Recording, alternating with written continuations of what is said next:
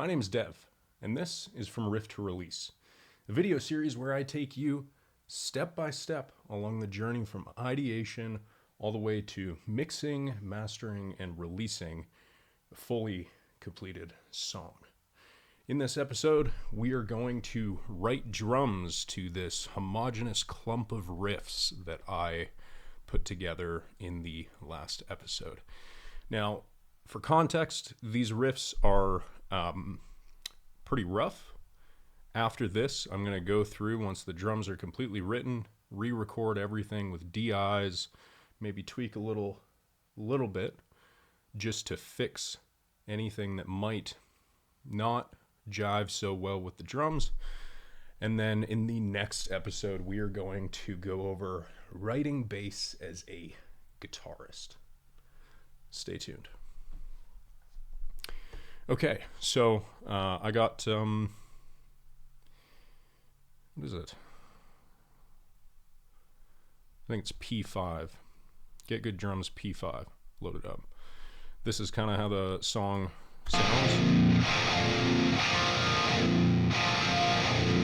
And that's just current guitars as they are. And one pan left, one pan right. I messed up last time and didn't get DIs, so it's just two full up tracks recorded on each side. Alrighty, so the foundation for writing drums is the ability to keep time. Now, there's a few different ways you can go about this, one of which is just starting with like cymbal accents or hi-hat accents, writing that all the way through. However, for the sake of simplicity, I'm going to write out all of the kick parts all the way to the end. Now, one important thing that I'll do, because I'll speed this up, being that it's a very laborious process and takes a really long time to actually do piece by piece, but one thing I would like to point out that's a good habit to get into if you write drums is to offset kick as if there was one left and one right. So as you can see in the DAW here, I have this. You could hear the kick accent, but there's also this. Two kicks. Generally, your dominant or non-dominant side may be a little bit stronger if you're an actual drummer, and thus when it goes to humanize things and make them sound like real drums, it just makes the process way easier instead of selecting individually every other note for parts that are kind of faster double kick parts. Alrighty, here we go. Okay, so I got the kicks done. I also did a little bit of the snare work, particularly in the coarse sections, just because in the moment I was feeling a certain accent that I wanted to kind of convey. There's a little bit of variation in the kicks, not a crazy amount. A lot of it for like the verse riff is double kick. I'll probably edit some of that out later. But for now, for getting like the foundation of the drums down, this is kind of where it starts. Now, you don't have to do the whole song in one stretch, and I would actually advise you not to. It's just for the sake of flow, this is how I am doing it.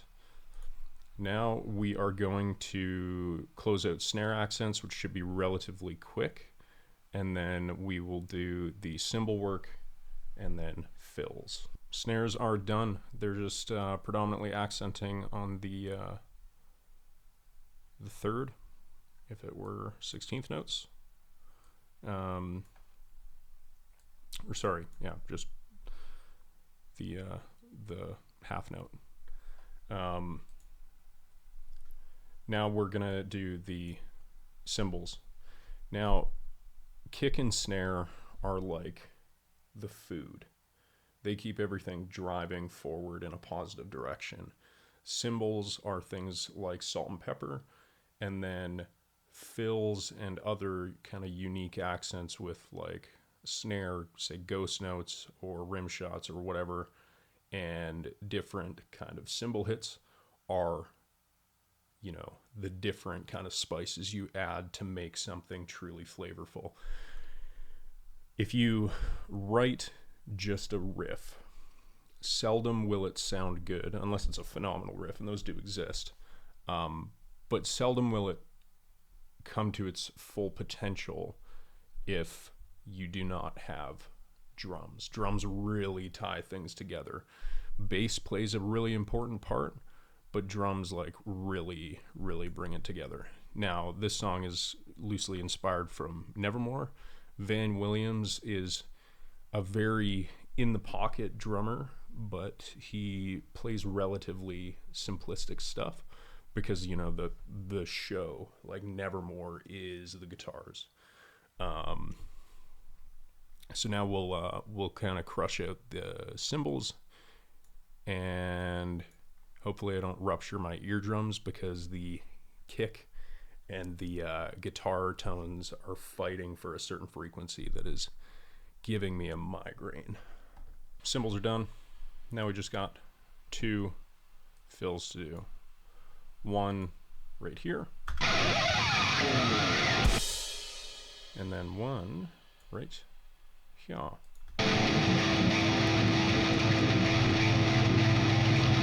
We're going to start with this one first because I suck at writing fills, and that would be ideal. It's going to be really simple though, just like a little descending tom thing.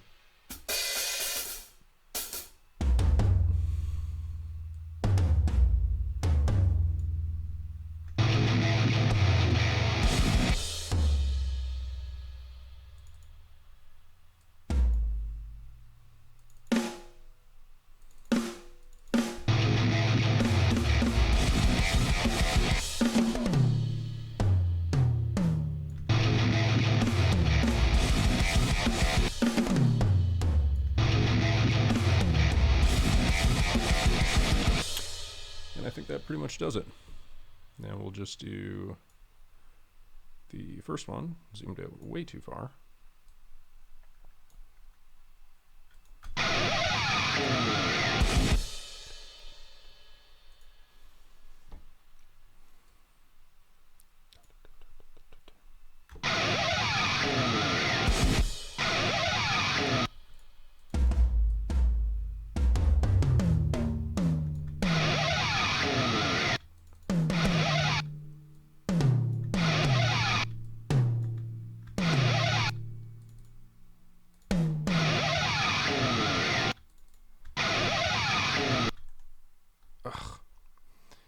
I have a button on my mouse, and if I click it, it sends it to bar 151. I have no idea why.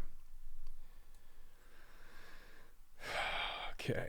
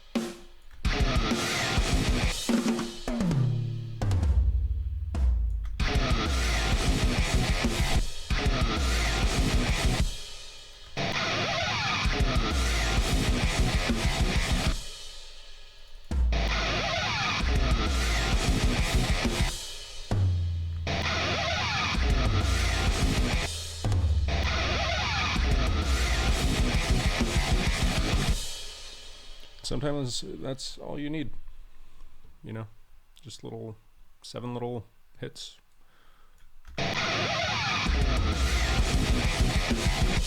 And then you have pretty much a fully fleshed out set of demo drums. I forgot there's one piece that I need, which is where the song ends. I am, however, going to change this piece on guitar and make it a little bit more interesting. Kind of like a build up and then the end.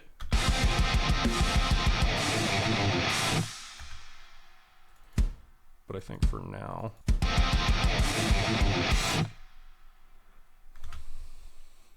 And that's pretty much it. Now, velocities. Velocities are really important with drums, because typically when somebody's just starting out, they tend to program everything to like 100% velocity or 127. Mine is based off of a percentage right now, but a really good place to sit is kind of like an average of like 90% or like 80 to 90%, or like 90 to 100 if you're going out about 117. So what I'll do really quickly is I'll bring everything up. Then I will take the non-dominant leg and bring it down to like 83. And this will give you realism.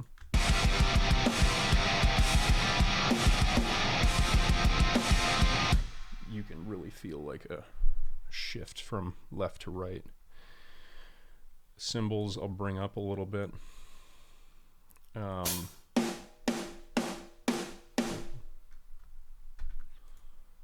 Not those cymbals.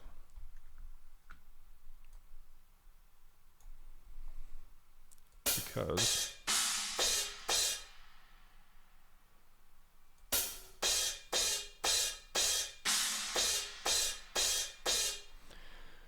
cymbals can make a lot of terrible noise, but you do want them to just sit a little bit above everything else to give a sense of where the rhythm is.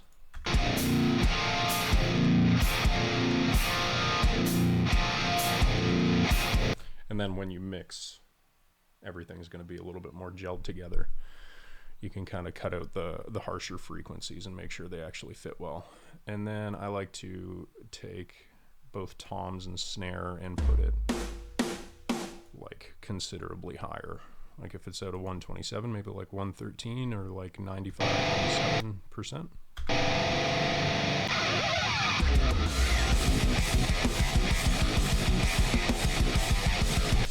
And then what you do, if you have a modern DAW, just right click here, click Humanize, plus or minus 4% for velocity range. I'll actually drop that down to like 2 to -4, and then note start range plus or minus like 4/100ths of a second. 4/10ths of a second. What that does is it gives a sense of realism. Like if you're hitting, you know, snare and tom at the same time, you're not going to be actually doing it. And the thing that makes it sound really realistic is when one note is slightly, or one accent is slightly ahead of or behind the other. So we'll click this, and this is what we end up with.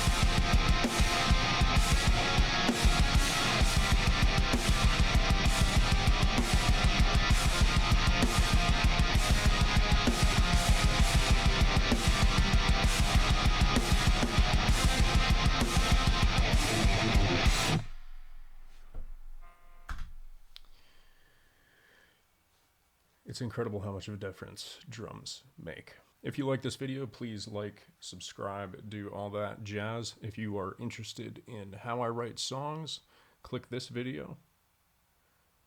If you are interested in the writing of the riff, click this video. Otherwise, thank you for watching.